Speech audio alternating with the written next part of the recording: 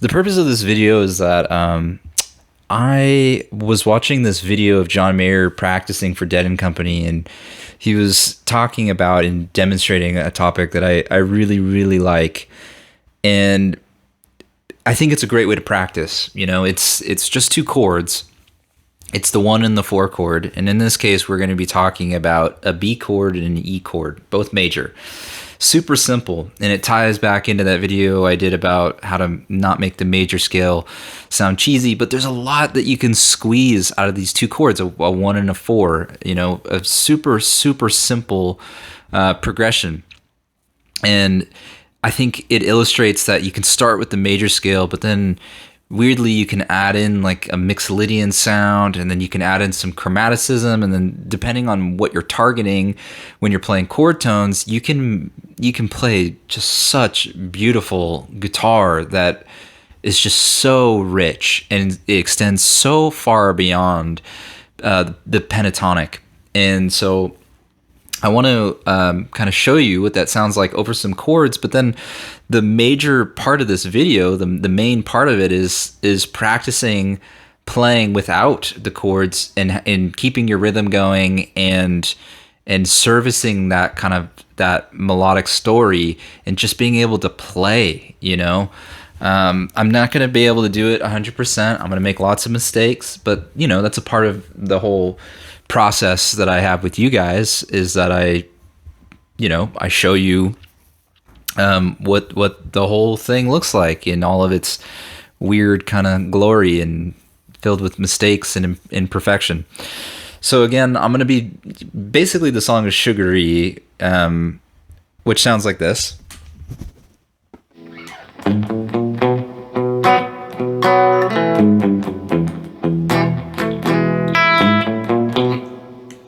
It's a swung kind of deal that goes between a B and an E. So two chords. It kind of has this triplet, but 1 2 3 1 2 3 1 2 3. The only reason I'm choosing this is because it has a rhythmic complexity that is a little more interesting to both play over and to listen to, and so it's a really good kind of modality to think about creating melodies around this rhythmic kind of so that when you're playing without chords, it sounds interesting. So I'm going to play just a couple ideas and then I'll talk through them, you know. Mainly it's going to be like pentatonic at the, 7 4 7 4 6 4 6 4 6 4 7 4. It's like in that kind of general area. I'm not going to do any diagrams for this. It's more of a listening exercise that I want to encourage you guys to explore. And what I'm trying to do is use my ear to find these story notes or these melody notes that, I think you'll be able to pick up what I'm talking about. But I'll start very simple. I'll put on a chord progression, and that just kind of goes through some of the chords. And I might try to talk without holding the microphone. It might be kind of quiet, but this is a more improvised feel anyways. So here's the chord progression. I want to make sure I'm not going to record over it.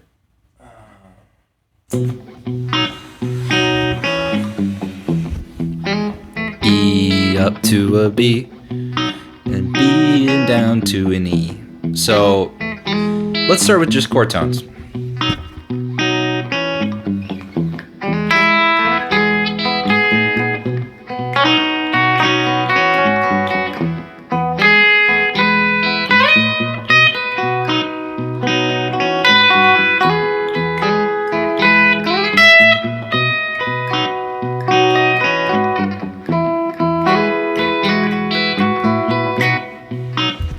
Right, so that's the two chords as just chord tones.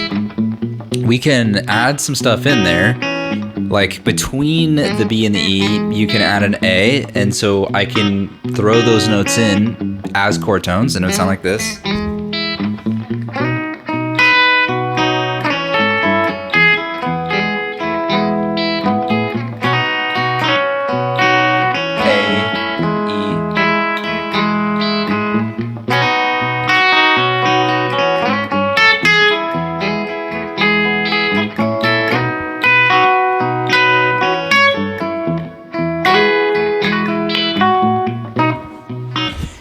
by doing that, we're kind of changing the feel away from a strictly major scale to like a more Mixolydian thing. So I'm gonna play just like, we're moving away from chord tones. That's what chord tones sound like. They're beautiful on their own. But I'm gonna move to a more kind of pentatonic-y modal way of thinking about stuff. And at first, I'm gonna be thinking about it just as a major scale, which, you know, is just the 2 chords. But then I'm gonna change it to like adding that A in there, and it'll become more of like a Mixolydian sound. So you can hear the difference between the 2.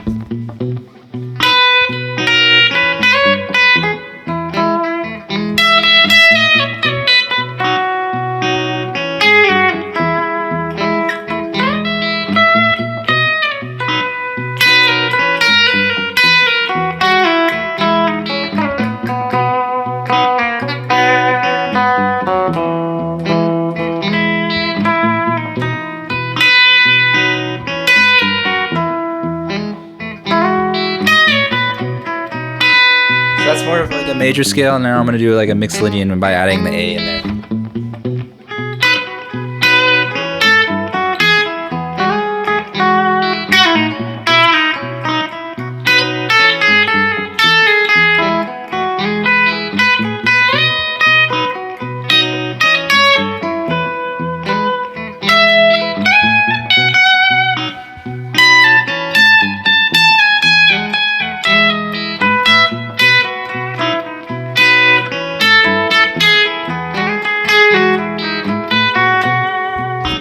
Can you hear how that's a little different? Do ba do ba, you have that no. Ba ba instead of ba ba ba that type of thing. It has like a slightly less pretty kind of sparkly thing, and it has a more kind of like, I don't know, it's like a different flavor of major.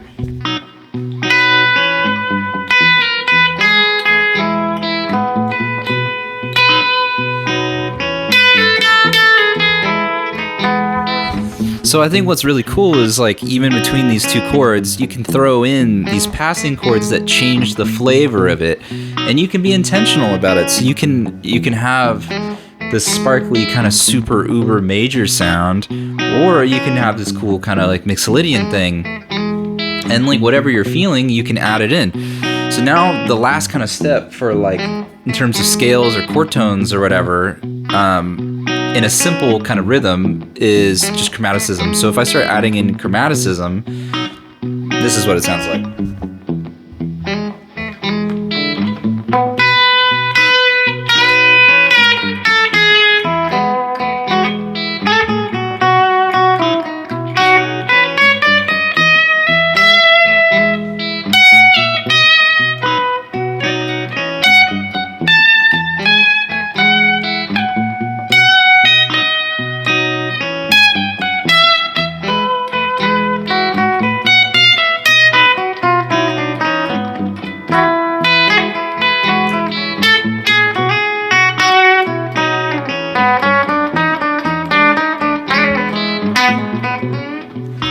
You can get it like more of a bluesy kind of sound, but it has a more kind of complete kind of, it's not too major sounding once you add in some chromaticism. So the only final piece here that I'm going to do over the actual chords playing is you can add in, you know, some subdivisions on your playing. And I think it's a really great exercise to use when you're playing like just straight up chords. And so I'm going to kind of get into this triplet feel, 1 2 3, you know, any kind of permutation of that, even like a 12/8 type of you'll hear it. I have to just get into the mindset.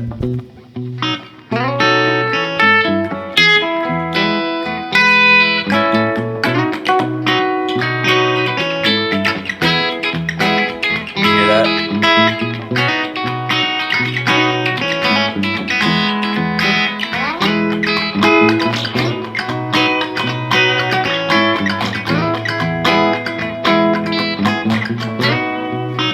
Right, so I mean that's kind of like all of the ideas all rolled into one. So the whole point of the video is like, yeah, you can loop, and I think that's a great way to practice, especially if these things are more new to you. But the next frontier beyond this, I think, and where like if you're an intermediate player or like an advanced player, this is how you should be playing a lot to like really force yourself to be making music and not rely on a backing track to be musical. And so I'm going to play a little bit using all of those concepts that we just talked about, hearing that chord progression in my head. And I may not be perfectly on the beat, but what I'm really trying to emphasize during this like practice session is finding these notes. And I'll call them out. I'll stop and try to explain what I'm looking for, what I'm hearing for.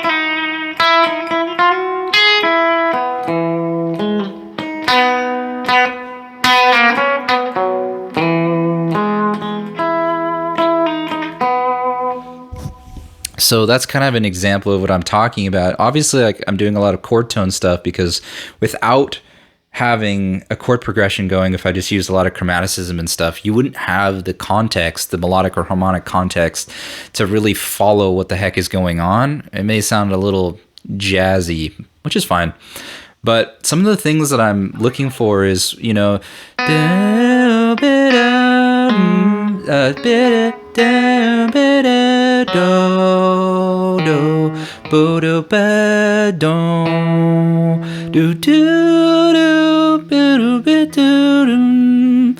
know, you can like kind of hear the chords behind it, but it's just so melodic. And some of these choices, some of these big intervallic jumps that I'm making are just like octaves. You know, when I go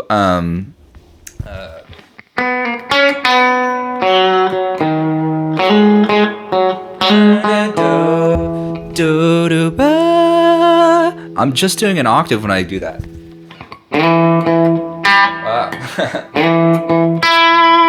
But I'm playing this note on the A string, and I'm going all the way to the B string to hit that octave.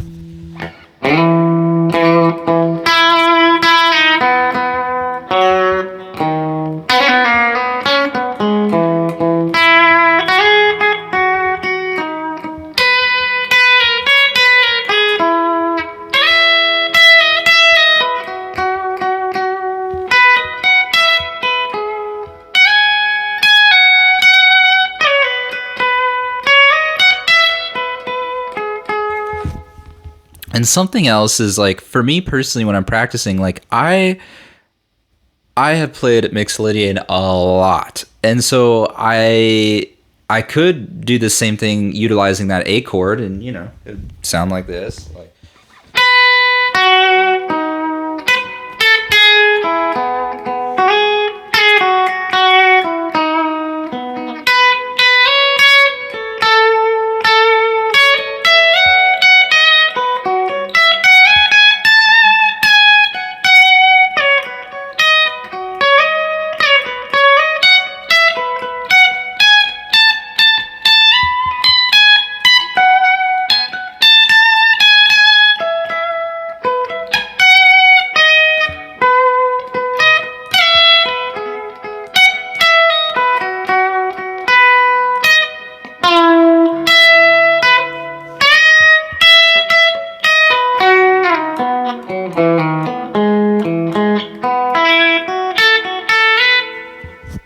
but because I played Mixolydian so much, I'm not saying that I'm bored with it, but, you know, I think it's really cool for me to just explore using the major scale in a way that sounds, in my opinion, not very cheesy. It just sounds very like, I feel like when I'm practicing between these two chords and I'm not utilizing Mixolydian, I'm realizing that I have a lot more to learn in the Ionian space. in that I think Ionian and major scale gets kind of written off as really, really basic, but it's drenched in melodic potential. And it's a sound that I have realized that I'm craving to hear a lot of guitar players do, but I really don't find it that much. A lot of guitar players, when they're playing major, they're playing in a Mixolydian and, sometimes Lydian, but more like Mixolydian kind of bluesy territory, or just like a straight up minor, minor Dorian or Aeolian or whatever. Excuse me. Sorry.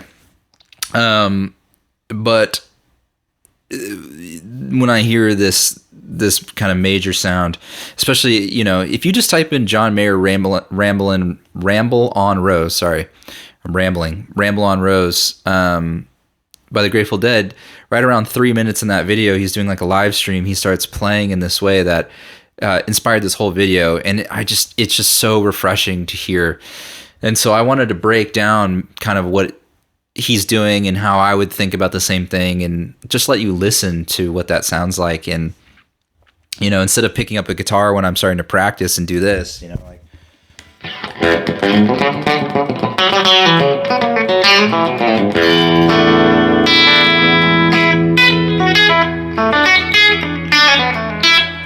And just like resort immediately to Mixolydian, which I was just playing like an E to like a D in kind of like a country chicken picking style.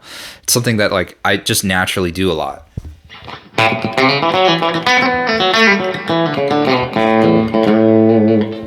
That's the same thing, just A to a G. I want to more intentionally like try to practice in the way that I was just showing you.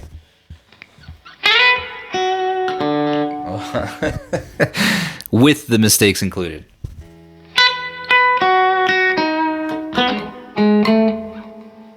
Or just completely get lost like I just did.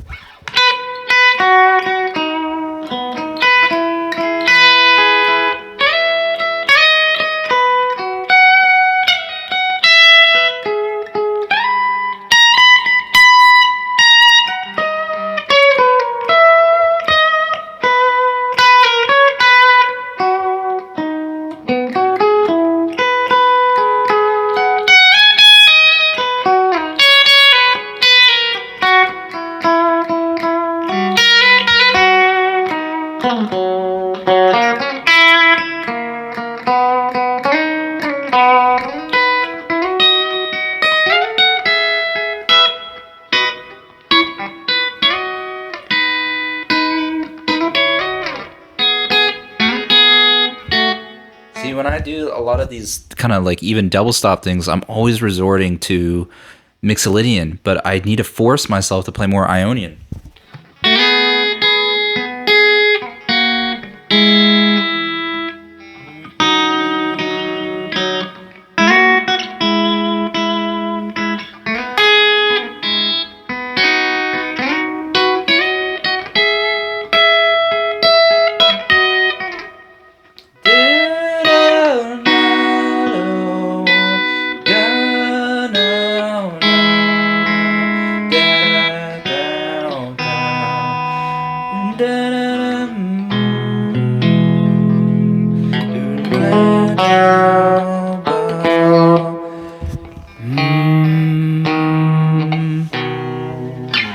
Anywho, I hope what I'm talking about, like, makes sense.